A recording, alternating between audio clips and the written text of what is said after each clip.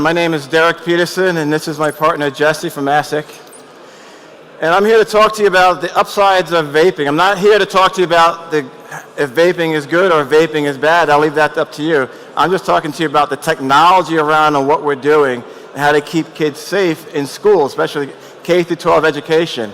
And so I'm not here at any political event and like, if you smoke or don't smoke, I don't care. But I just want to tell you how we're using IoT, LoRaWAN, to keep kids safe in school, and because it's a big epidemic, as you may know, in regards to vaping. And how do I,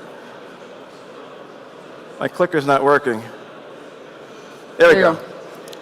And so when you think about vaping at all, it's been the biggest craze. So in 2017, 2018, 2019, and really in 2019, the world took off with vaping and became this biggest craze. And it's really an e-cigarette, and people are doing it. And actually, we're seeing that schools, companies, the industry is basically spending a lot of money. You can see the slides up there, a lot of money on vaping itself. And in the United States alone in 2022, there's roughly about 2.5 million students who currently use or try e-cigarettes, which is at an alarming rate.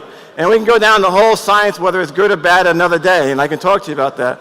But there's estimated about 60 million vape users across 49 countries. And I can tell you right now, during COVID, us selling vape detectors slowed down, but then after COVID, it picked right back up, and now we're exporting into about 40 countries that are they're seeing the same problem in regards to vaping.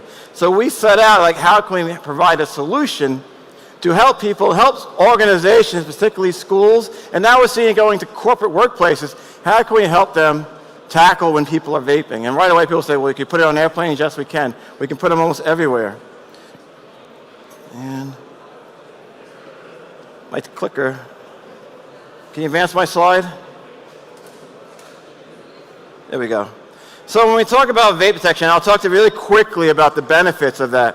And so there is some health. We want to promote healthy environments for young adults, and that's why we came out with the solution.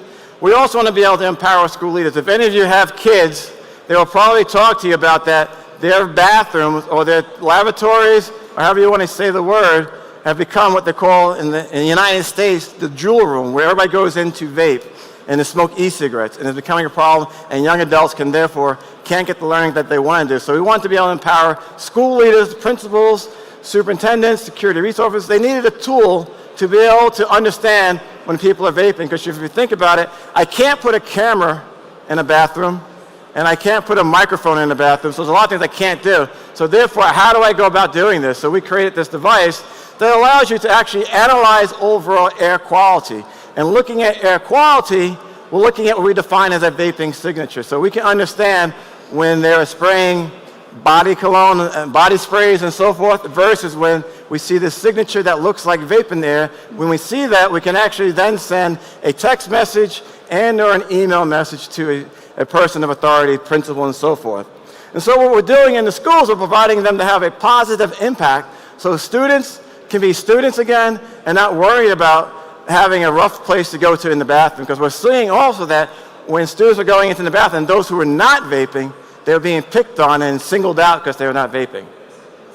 And then going further, the reason more, next slide, there we go. And then for the most part, up until this year, we're focusing on vaping. Our back-end technology was based around Wi-Fi, basic networking, Cat5, Cat6 pull PoE cable. Then we also branched into 5G, 4G LTE. But then we're still started seeing schools wanting to have a different technology, a different type of radio we can talk to. So we need to be outside of the school network. Because as you know, dealing with IT people, they don't touch my network. You can't come on my network. So therefore, we had to create a separate network. And therefore, when we started doing that, we're looking for a partner that can help us provide this solution to market. And then I'm going to introduce my partner here, Jessie from ASIC, who now us combining together, then with the LoRaWAN, bringing their LoRaWAN radios into our devices, now we're providing a foolproof solution that's easy to deploy into schools all throughout. Right now, we have some schools that are deploying already in Canada with our LoRaWAN solution, and it's a very simplistic way of doing it. And I'll turn it over to Jessie right now. Thank you for the clicker that probably doesn't work. It's this one here? One of them. Yeah. All right, sounds good.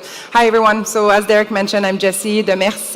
I'm from ASIC Technologies. We're in Quebec, Canada. Some of you may have known us. We were here last year presenting our use case that we did for the indoor air quality monitoring in schools in Quebec.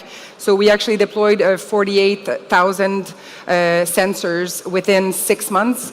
Throughout schools in Canada. So this put us in a really good position to, to have a lot of contacts within the school industry, the Ministry of Education. And then so at another event at Lower Live, I believe in Florida a few months ago, I met Derek here, who was speaking about, this technology and the fact that he was trying to protect children in schools. And since we are already working in schools, we figured, we started get to talking, and we converted basically his technology to put it into, to make it work on LoRaWAN protocol, as you guys all know. So currently, this is why he chose us as well, because we were a good partner for this. Currently, we have a pilot running. So as you guys can see, we have a few devices actually that are deployed in a school in Quebec. And as soon as we turned them on, we actually started receiving notifications that kids were vaping. So the first graph you're seeing up there is the FlySense, the way that they just called it, and then they choose the room where they put it. So it's pre-programmed, they know exactly which room is happening, bathroom in this case. And we've got the different alerts that are there. So if we detect vaping or vandalism, actually, because it's also an anti-tampering and bullying device that Derek didn't mention, but it basically detects anomalies in sound anomalies in voices, in human voices. So if we get a sound anomaly, we can also get a text message or an email alert sent to a school principal. The result of this running right now is that partners are really happy so far. So it's starting.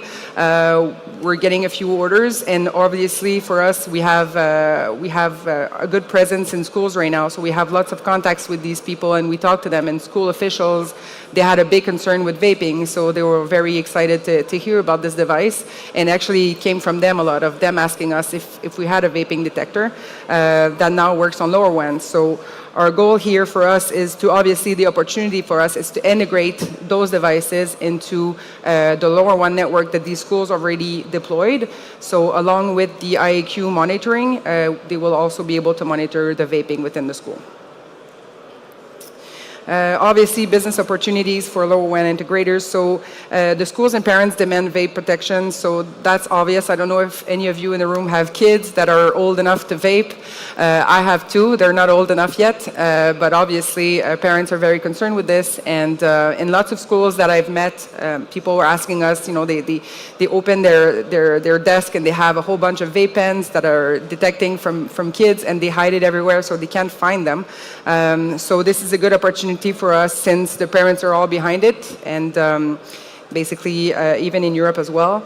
There's funding to implement that in most countries, so it's also a good opportunity for us or any other integrator that is looking for this type of technology.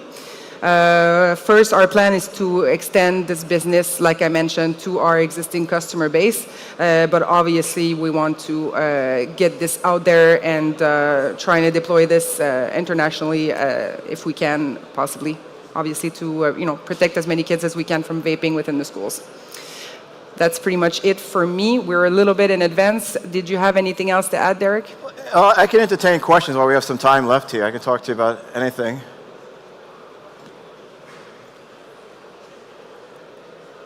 Hi. Kids are very resourceful. Don't they destroy the detectors? That's a good question. So kids are very resourceful, and they will try and destroy the detectors. So we actually have built into the sensor an anti-tampering mechanism, so that if you come within 4 to 6 inches of the device, we will sound out an audible alert. And so therefore, and then if the device comes offline, we also send out another alert. So the device always has a heartbeat, letting the IT personnel know the device is online. Then as kids approach the device, they want to try and cover it up or anything, we will then send out a nice audible screeching alert to identify that device as being tampered with. Our first version of the device, we did not have that. And then we said, oh no, they're breaking the devices, and they're finding them in the toilet. And so we had to add that in. That actually happens. Any other questions? And as Jessie, right there.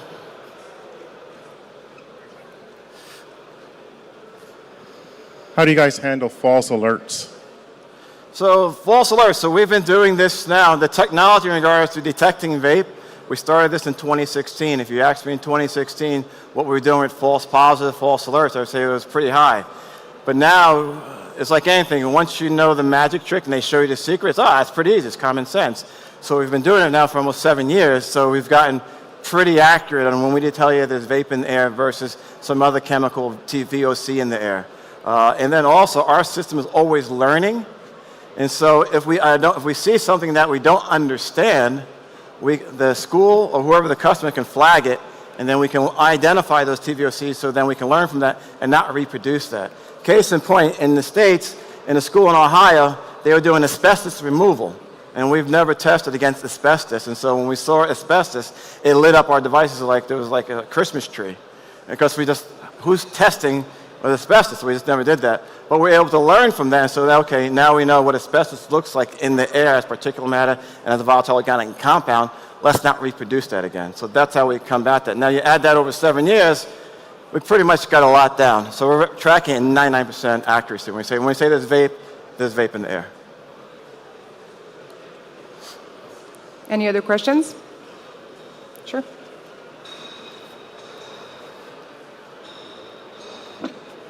Can you detect regular cigarettes smoke? Or, we can detect regular cigarettes, old school smoking in the bathroom. We can detect regular cigarettes. We can detect vaping with nicotine, vaping with just water vape, and also vaping with THC, the marijuana component, and we can identify that also. And that's a big thing with schools. Can they tell me if there's marijuana in the vaping pen?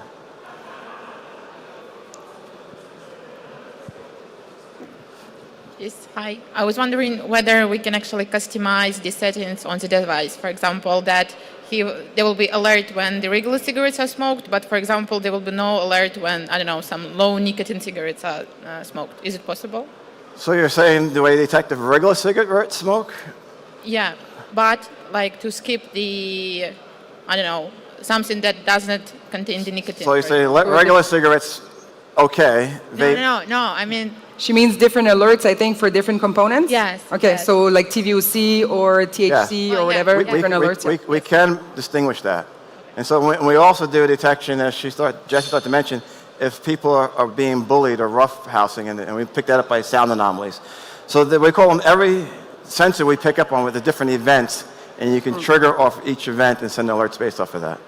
And with the use of our platform as well, as we partnered, like you saw a couple slides ago, but on this, see, we have dashboards and reports that you can run, and you can actually export that data. So if you have, for example, a school needs to report to the board of the in French we say centre scolaire, so school board, sorry. School board. So if they have to report to the school board, they can pull out the reports, and they have all the details of when the events happened and how many they happened, and they can start. And eventually, the potential of this is also to be able to see if we try to dissuade people from actually vaping, right? So if these kids see that the device actually works, the ones that are not necessarily doing it because they really want to, but doing it because they're feeling pressured, at least these guys can say, well, you know what, I won't, and maybe the curves will go down. So this reporting, the ongoing reporting, will be good to actually, prevent them from actually vaping. So. Okay, thank you. One more question here. How do you deploy the project at school? One by one or through any medical or government institutions like a general project for all the schools in Quebec?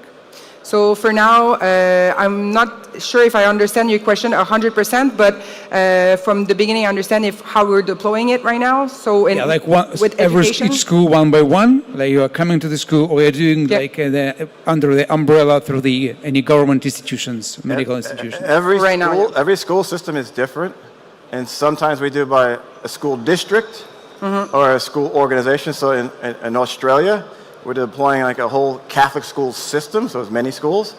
In the States, sometimes we go one by one school at a time. Yep. So it really depends on the leadership and how they want to deploy.